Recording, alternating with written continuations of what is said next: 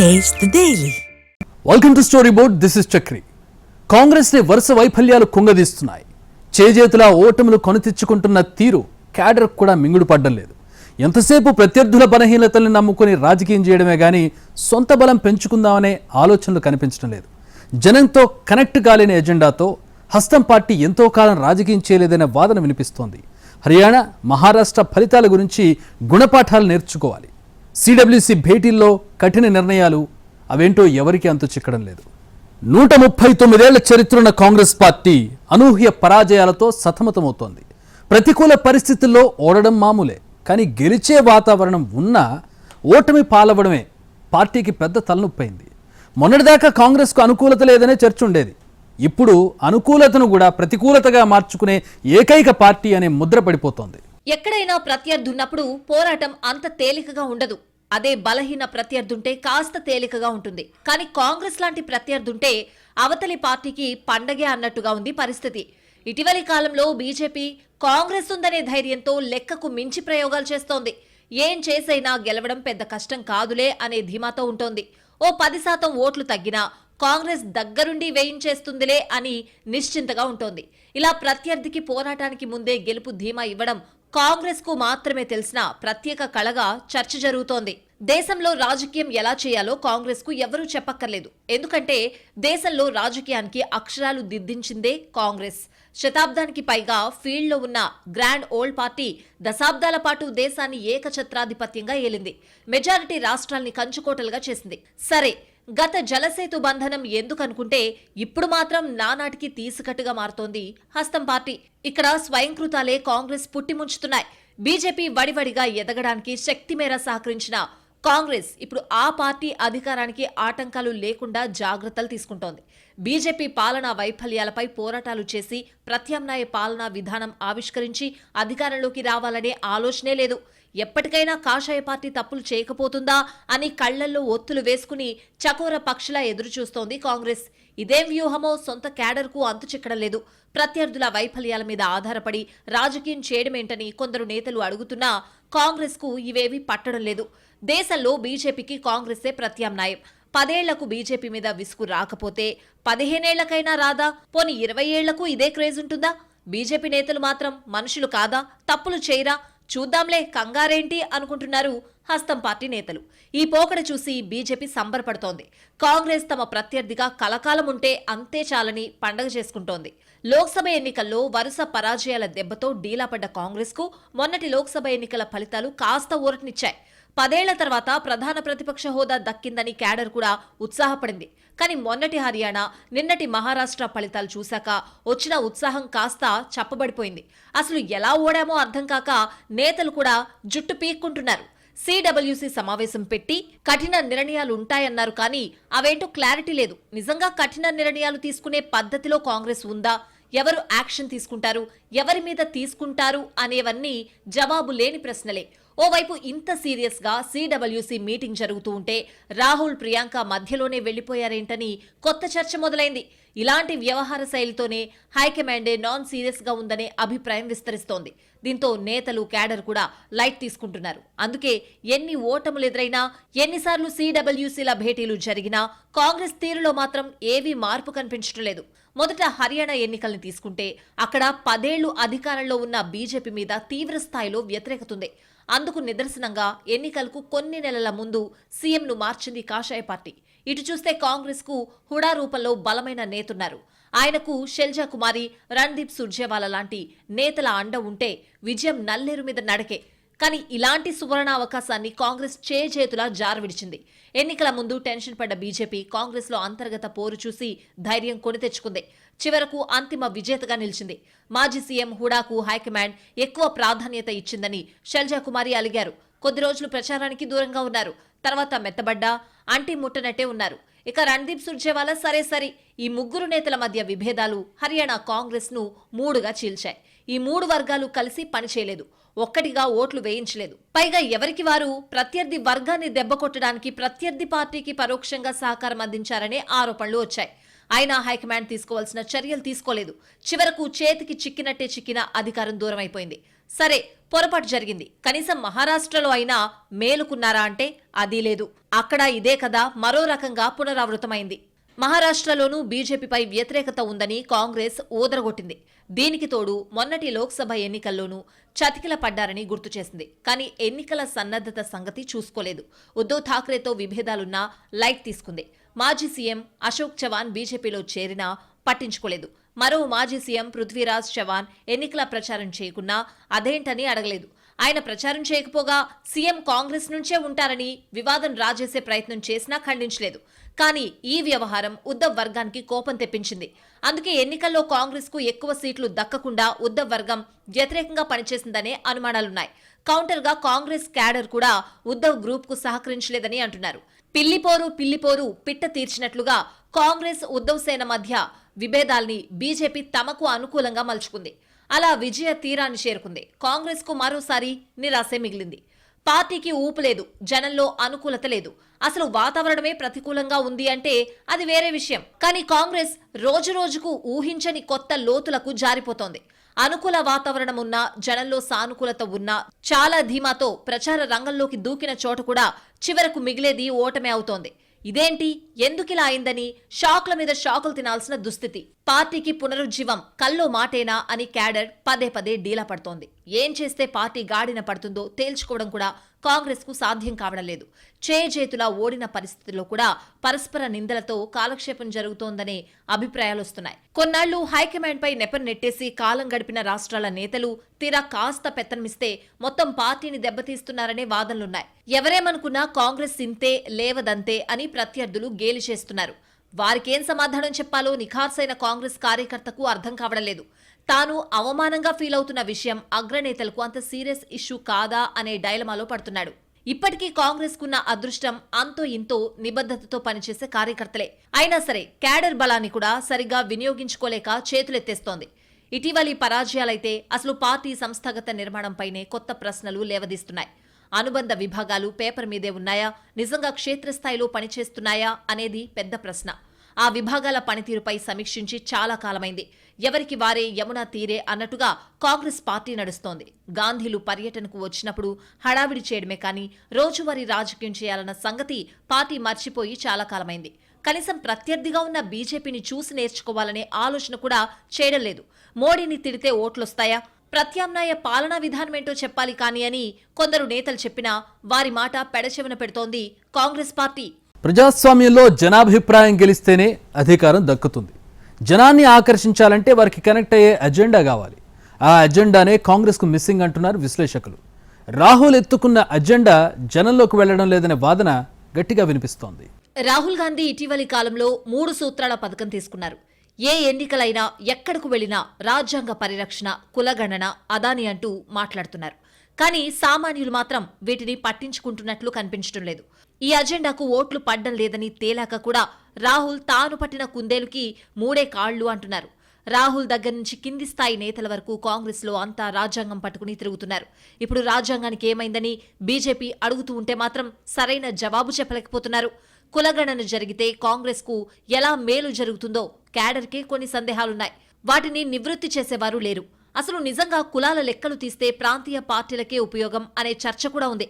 మరి కాంగ్రెస్ ఎందుకు తాపత్రయపడుతుందో తెలియడం లేదు. పైగా గతంలో ఇందిర వ్యతిరేకించిన విషయాన్ని, యూపీఏ కూడా చెప్పని విషయాన్ని ఇప్పుడెందుకు ఎత్తుకున్నారనే ప్రశ్నలున్నాయి. ఇక అదానితో కాంగ్రెస్ ప్రేమగాథ ఈనాటిది కాదు. మోడీ ప్రధానైనప్పటి నుంచి ఆయనకు అదానికి ఏదో ఉందని రాహుల్ ఆరోపణలు చేస్తూనే ఉన్నారు. కానీ ఇంతవరకు ఏ ఎన్నికలోనూ ఈ అంశం పనిచేసిన దాఖలాలు లేవు. పైగా జనం కూడా అదాని సంగతి మాకెందుకు అనుకుంటున్నారు. అదే మోడీ పాలనా వైఫల్యాలు చెప్పి తామొస్తే ఏం చేస్తామో చెప్తే జనం కాస్తైనా కాంగ్రెస్ చెప్పేది వినే అవకాశం ఉంది. కానీ హస్తం పార్టీ ఎందుకో ఆ దిశగా ఆలోచించడం లేదు. కాంగ్రెస్ కు స్పష్టమైన వ్యూహం కొరవడింది. ప్రస్తుత రాజకీయాలకు పాత రాజకీయాలకు చాలా తేడా ఉంది. ఎలక్షన్ స్టంట్, పొలిటికల్ డ్రామా రాజకీయాలేంటో, నిబద్ధతతో చేసే రాజకీయమేంటో ప్రజలకు తేడా తెలుస్తుంది. రాజకీయంగా వ్యూహాత్మక విధానాలు లేకపోవడం వల్లనే కాంగ్రెస్ పార్టీకి క్యాడర్ దూరం అవుతోందని విశ్లేషకులు చెప్తున్నారు. నరేంద్ర మోడీ ఈ వయసులో కూడా 16 గంటలకు పైగా పనిచేస్తూ ఉంటారు. తన పనితో పాటు పార్టీ గురించి, రాజకీయాల గురించి ఆలోచిస్తూ ఉంటారు.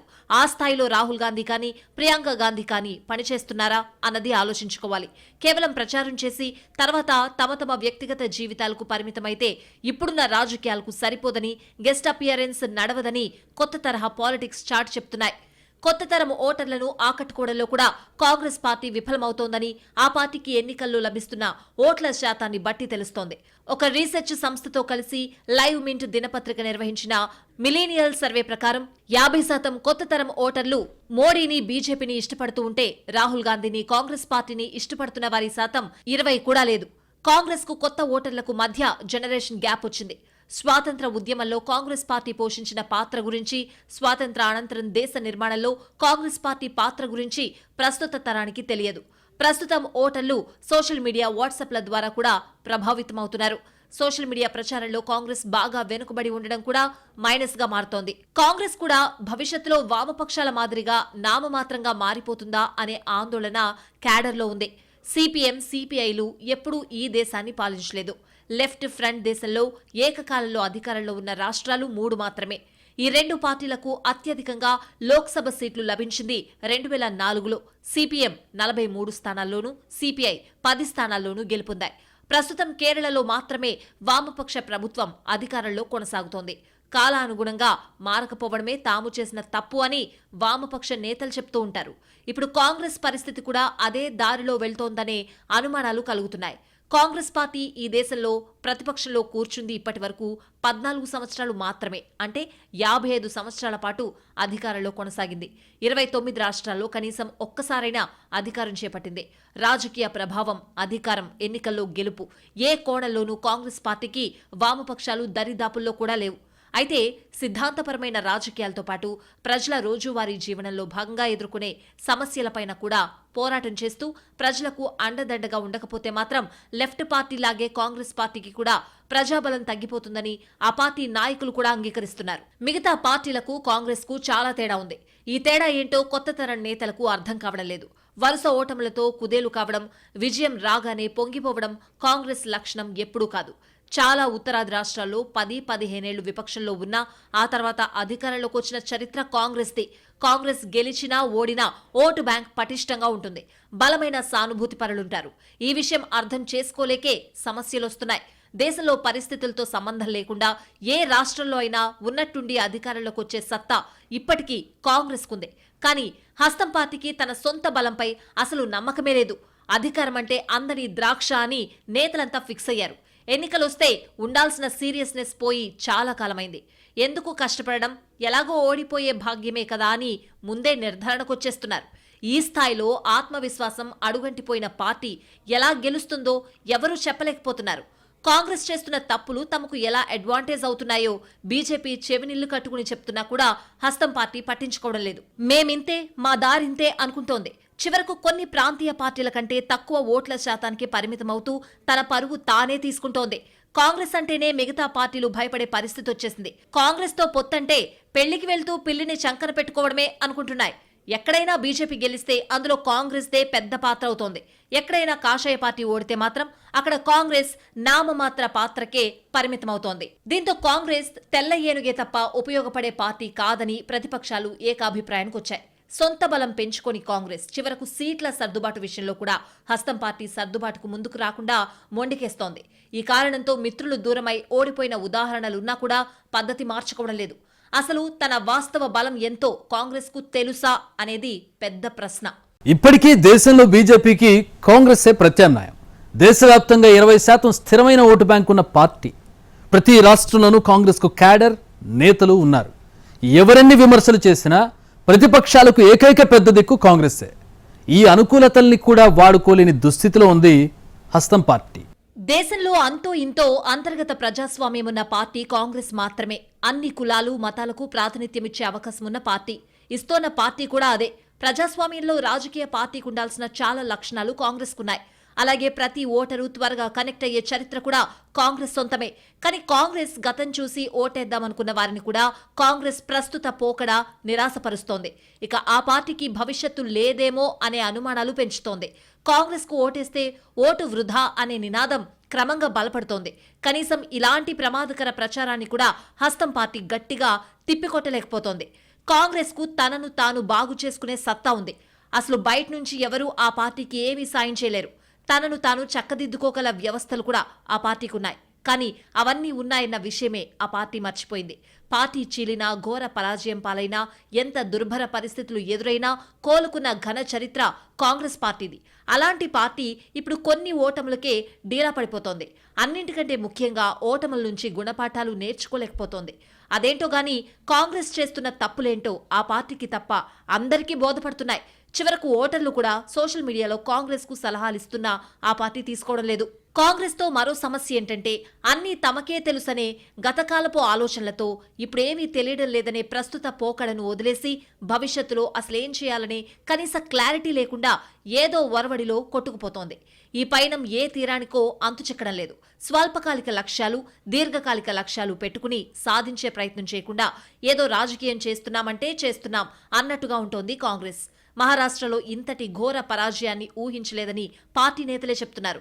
101 సీట్లలో పోటీ చేసిన కాంగ్రెస్ పార్టీ కేవలం 16 స్థానాల్లోనే గెలిచింది. ఒక జాతీయ పార్టీ ఇంత ఘోర పరాజయం మూటగట్టుకోవడంపై రాజకీయ విశ్లేషకులు సైతం ఆశ్చర్యం వ్యక్తం చేస్తున్నారు. ఆ పార్టీపై ప్రజా వ్యతిరేకత ఎంత ఉందో ఈ ఫలితాలే స్పష్టం చేస్తున్నాయని అభిప్రాయపడుతున్నారు. కాంగ్రెస్ ను దశాబ్దం నుంచి వరుస ఓటములు వెక్కిరిస్తూనే ఉన్నాయి. ఈ ఏడాది లోక్సభ ఎన్నికల్లో కొంత పుంజుకున్నట్లు కనిపించినా ఆ తర్వాత డీలా పడిపోయింది. ఇటీవల జరిగిన పలు రాష్ట్రాల ఎన్నికల్లోనూ పార్టీ ఓటమిని మూటగట్టుకుంది. హర్యానా, ఛత్తీస్గఢ్, మధ్యప్రదేశ్, తాజాగా మహారాష్ట్రలో భంగపాటే ఎదురైంది. ప్రస్తుతం కాంగ్రెస్ దేశంలో కేవలం 3 రాష్ట్రాల్లోనే అధికారంలో ఉంది. జాతీయ స్థాయిలో కాంగ్రెస్ స్వాతంత్ర్యోద్యమానికి నాయకత్వం వహించి అన్ని వర్గాల ప్రజలను వెంట తీసుకుపోయింది. స్వాతంత్ర్యం తర్వాత అన్ని వర్గాల ప్రజల సమస్యల పరిష్కారానికి, వారి ఆకాంక్షల పరిపూర్తికి, దేశ సర్వతోముఖాభివృద్ధికి ఒక గొప్ప రాజ్యాంగాన్ని రూపొందించింది. కాంగ్రెస్ తొలి ప్రధాని అయిన నెహ్రూ ఒక దార్శనికుడు, చిత్తశుద్ధి గలవాడు అనడంలో సందేహం లేదు. ఆయన తన పాలనలో దేశ అవసరాలకు అనుగుణంగా రాజ్యాంగాన్ని అనుసరించి అనేక చర్యలు తీసుకున్నారు. ఆ తర్వాత కూడా కాంగ్రెస్ కు చాలా అనుభవాలున్నాయి. కానీ స్వయంగా తన అనుభవాల నుంచి కాంగ్రెస్ పార్టీ ఎన్నడూ ఏ పాఠాలు నేర్చుకోని స్థితి కాంగ్రెస్ ను బలహీనపరుస్తోంది.